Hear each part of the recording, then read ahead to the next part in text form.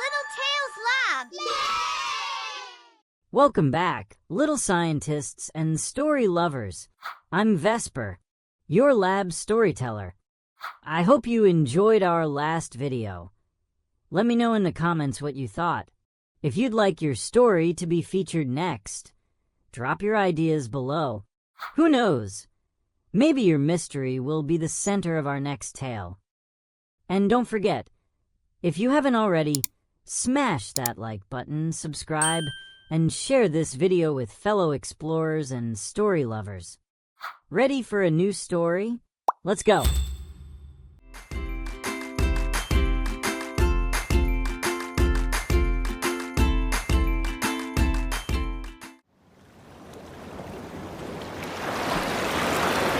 Once upon a time, there was a little girl named Maya. Maya was 9 years old and loved spending time at the beach. Every summer, she dreamed of learning how to swim in the sea. But her parents didn't really like it when she went to the beach. Her mom often worried about the waves, and her dad thought she was too small for something like that. One sunny morning, Maya decided that she couldn't wait any longer. She imagined herself swimming, feeling the salt on her skin, and smelling the sea. She woke her parents up and told them what she had decided, but they immediately started giving warnings. Maya, it's better to stay at home. You should wait a bit, the waves can be dangerous. Her mom said, worried. Yeah, the waves are too big for you. Her dad added. But Maya was determined. I don't want to just watch from afar. I want to play in the sea, she said bravely. Her parents weren't happy, but in the end, they gave in. If you must, go, but be careful, her dad said. Maya grabbed her little towel, put on her swimsuit, and went toward the beach. There was no one around, everyone was still sleeping. The sea was calm when she left, but by the time she arrived, the waves had already started to get big and strong. Maya didn't know what to do. She didn't like it when the waves were that high, but she didn't want to give up on her plan. With courage, she stepped into the water. The waves were strong, but Maya swam and even enjoyed herself until one big wave came out of nowhere. She tried to keep her balance, but the wave knocked her down. She fell into the water, and the water filled her eyes and mouth. Maya tried to swim back to the shore, but every time she moved her arms, the strong waves pushed her back again. At that moment, Maya felt something incredible. Something gently touched her leg. She looked down, and out of the water emerged a huge octopus. Its long, soft arms wrapped around Maya and lifted her out of the waves. Maya was surprised, but the octopus gently held her and pulled her toward the deep sea, where the waves were smaller. Don't be afraid, the octopus said in a strange way, using a kind of squeak. Maya felt it guiding her toward a light underwater. It wasn't dark because down there was a soft glow, as if the underwater world was filled with sparkling little stones.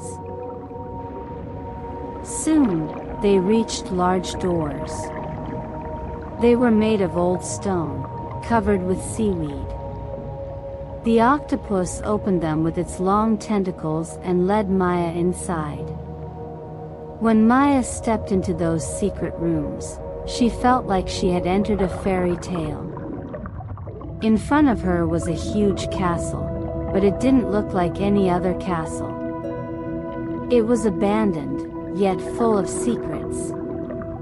Inside were huge halls with sparkling waters, golden fish swimming through the walls, and the sounds made by old oak doors.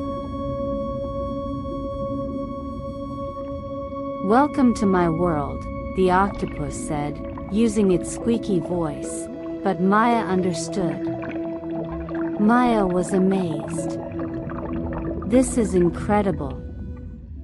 Who lived here?" "A great underwater family used to live here. But they left many years ago," the octopus answered. "I am here alone now, but I help those in need, like I helped you." Maya was grateful and thought how lucky she was to meet this friendly octopus. The octopus showed her around the castle, taking her to underwater gardens, sparkling rivers, and strange sea creatures that weren't found in books. At one point, the octopus even showed her a secret room where old scrolls told stories about underwater kingdoms. Here, stories of all the seas and oceans were told. "Maybe you would like to become the librarian of these secret stories?" asked the octopus. Maya was excited. Everyone knew her as the little girl who loved telling stories, and now she had the chance to learn all the secrets of the sea. They spent hours together, and Maya learned so many new things. The octopus became her best friend, and the castle became her wonder. But as the day passed, Maya realized it was time to go. "It's time for me to go home," she said with a hint of sadness in her voice. "But I promise I'll come back." The octopus understood. It helped her get back to the surface and said, "I'll always be here if you need me, Maya. Never forget who you are and what you can accomplish." Maya happily swam back to the shore. When she arrived, the sun was already lower in the sky. She couldn't wait to tell her parents everything she had experienced. Then she realized that her adventure had only just begun. The waves would always be there, and she would be brave, know how to deal with them, and who knows, maybe she would meet the octopus again in the secret underwater castle. One of the most beautiful scenes I have ever seen. There I was, witnessing the meeting of two worlds, sky and sea, experiencing one of those moments. And that's a wrap for today's story. I hope you enjoyed it, and maybe even learned something along the way. See you in the next video. There are plenty more adventures coming. If you missed any of our previous ones, check them out in the links above. Until then, be good, do something awesome, and listen to your mom and dad. Bye-bye.